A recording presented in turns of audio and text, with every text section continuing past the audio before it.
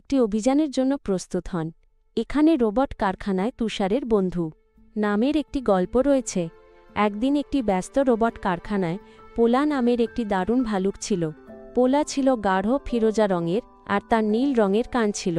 পোলা বরফের অভিযান ভালোবাসে আর উষ্ণ আলিঙ্গন পছন্দ করে। কিরণ নামের একটি ছেলে যে ধাঁধা ভালোবাসে, সে তার বন্ধু রিকার্ডোর সাথে এসেছিল। রিকার্ডো ফুটবল খেলতে আর দৌড়াতে খুব ভালোবাসে। মারিয়ানা নামের একটি মেয়েও সেখানে ছিল, যে গান গাইতে ও নাচতে ভালোবাসে। মারিয়ানা আপন মনে গুনগুন করে গান গাইছিল। হঠাৎ কারখানায় একটা অদ্ভুত শব্দ হল, পিপ পিপ। শব্দটা শুনে সবাই চমকে উঠল। পোলা কৌতূহল নিয়ে এগিয়ে গেল। সে দেখল একটা গোপন দরজা খুলছে। দরজার ভিতরে ছিল একটা পুরনো বাক্স। বাক্সটার ওপরে লেখা ছিল একটা ধাঁধা, আমি আকাশ থেকে আসি, বরফের মতো সাদা, আমি শীতল, কিন্তু আমার মাঝে লুকানো রহস্যের সাধা। আমার পথ কেউ রুখতে পারে না, তবে বন্ধুত্বের শক্তিতে পথ বদলানো যায়। পোলা ধাঁধাটা বুঝতে পারছিল না।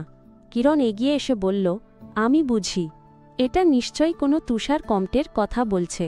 ঠিক তখনই কারখানার কম্পিউটার ঘোষণা করল, বিপদ, একটি বিশাল বরফের কম্পট কারখানার দিকে আসছে।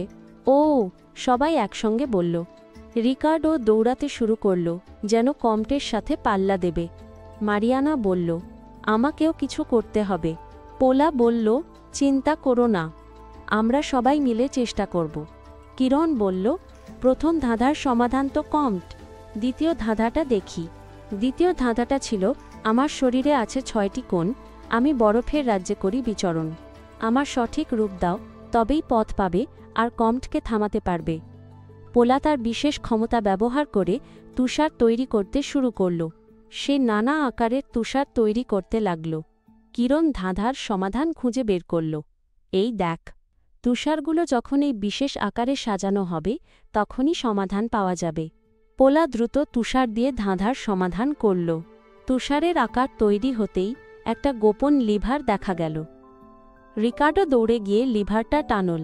সঙ্গে সঙ্গে কারখানার চারপাশে একটা বিশেষ শক্তিক্ষেত্র তৈরি হল, যা কম্পটকে আটকাতে পারবে।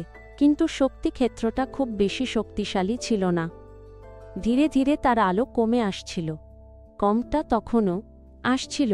মারিয়ানা বলল, আমার একটা উপায় আছে, আমার একটা গান আছে যেটা শক্তি তৈরি করতে পারে। মারিয়ানা তার মিষ্টি গলায় গান ধরল। কারখানার রোবটগুলো তার সাথে যোগ দিল। গানের সুরে শক্তিক্ষেত্রের আলো আবার বাড়তে শুরু করল। আলো ঝলমলে হয়ে উঠল। কম্পটটা দিক পরিবর্তন করল। কম্পটটা কারখানার পাশ দিয়ে চলে গেল, আর কোনো ক্ষতি হল না। সবাই আনন্দে চিৎকার করে উঠল। পোলা সবাইকে উষ্ণ আলিঙ্গন করল। কিরণ হাসতে হাসতে বলল, আসল রহস্য হল কম্পট এর শক্তি কোথা থেকে আসছিল সেটা খুঁজে বের করা। কিরণ একটা ছোট ধাঁধা সমাধান করল। কম্পটের শক্তি আসছিল তার ভেতরের একটি বিশেষ পাথর থেকে। রিকার্ডো ততক্ষণে ফুটবল খেলা শুরু করে দিয়েছে। মারিয়ানা হাসতে হাসতে নাচতে লাগল। তারা সবাই মিলে বুঝতে পারল, একসঙ্গে কাজ করলে কোনো কিছুই অসম্ভব নয়। বন্ধুত্বের শক্তি সবচেয়ে বড় শক্তি। দেখা যাক তুমি কত ভালো শ্রোতা। তুমি কি নিম্নলিখিত প্রশ্নের উত্তর দিতে পারো? কিরণ, রিকার্ডো আর মারিয়ানা কারখানায় কেন এসেছিল?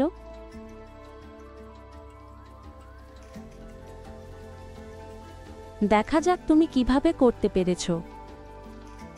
উত্তরটি হল, তারা পোলাকে দেখতে এসেছিল। তুমি দারুণ কাজ করেছ। আশা করি তুমি এই স্টোরি পাই গল্পটি উপভোগ করেছ। পরের বার দেখা হবে।